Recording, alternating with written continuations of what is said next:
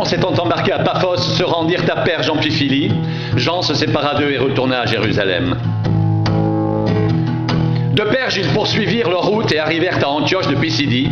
Étant entrés dans la synagogue le jour du sabbat, ils s'assirent.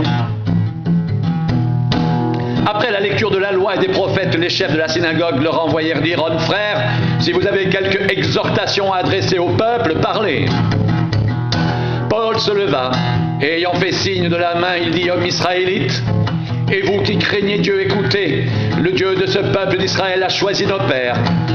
Il mit ce peuple en honneur pendant son séjour au pays d'Égypte, et il l'en fit sortir par son bras puissant. Il les nourrit près de 40 ans dans le désert, et ayant détruit 7 nations au pays de Canaan, il leur en accorda le territoire comme propriété.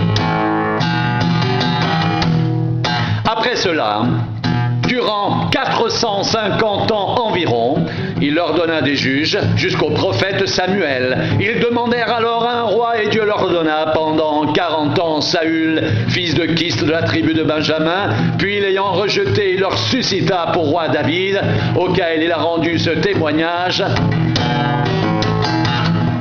J'ai trouvé David, fils d'Isaïe, homme selon mon cœur qui accomplira toutes mes volontés.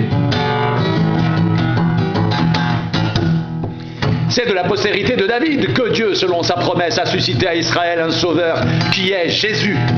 Avant sa venue, Jean avait prêché le baptême de repentance à tout le peuple d'Israël, et lorsque Jean achevait sa course, il dit « Je ne suis pas celui que vous pensez, mais voici, après moi vient celui dont je ne suis pas digne de délier les souliers. Hommes frères, fils de la race d'Abraham, et vous qui craignez Dieu, c'est à vous que cette parole de salut a été envoyée. » Car les habitants de Jérusalem et leurs chefs ont méconnu Jésus, et en le condamnant, ils ont accompli les paroles des prophètes qui se lisent chaque sabbat. Quoiqu'ils n'aient trouvé en lui rien qui soit digne de mort, ils ont demandé à Pilate de le faire mourir.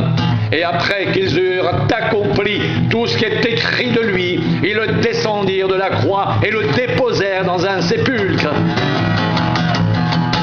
Mais Dieu l'a ressuscité des morts.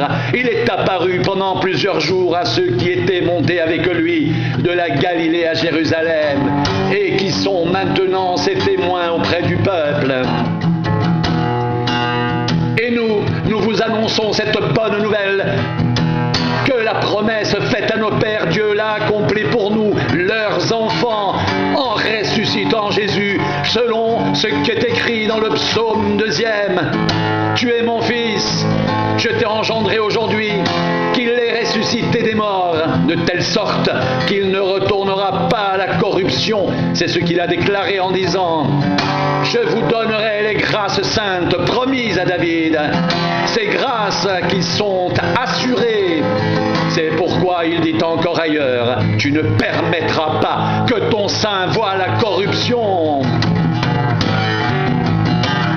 Or David, après avoir en son temps servi au dessein de Dieu et mort, a été réuni à ses pères et a vu la corruption, mais celui que Dieu a ressuscité n'a pas vu la corruption. Sachez donc, comme frères, que c'est par lui que le pardon des péchés vous est annoncé, et que quiconque croit est justifié par lui de toutes les choses dont vous ne pouviez être justifiés par la loi de Moïse. Ainsi prenez garde qu'il ne vous arrive ce qui est dit dans les prophètes. Voyez-vous les arrogants, soyez étonnés et disparaissez, car je vais faire en vos jours une œuvre que vous ne croiriez pas si on vous la racontait. Lorsqu'ils sortirent, on les pria de parler le sabbat suivant sur les mêmes choses. Et à l'issue de l'assemblée, beaucoup de Juifs et de prosélytes pieux suivirent Paul et Barnabas, qui s'entretinrent avec eux, les exhortèrent à rester attachés à la grâce de Dieu. Le sabbat suivant, presque toute la ville se rassembla pour entendre la parole de Dieu.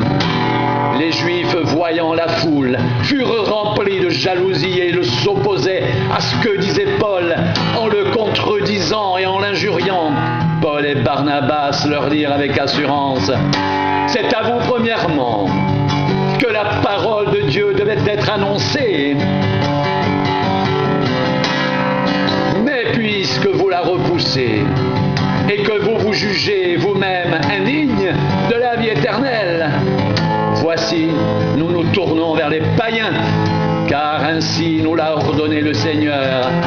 J'étais établi pour être la lumière des nations, pour porter le salut jusqu'aux extrémités de la terre.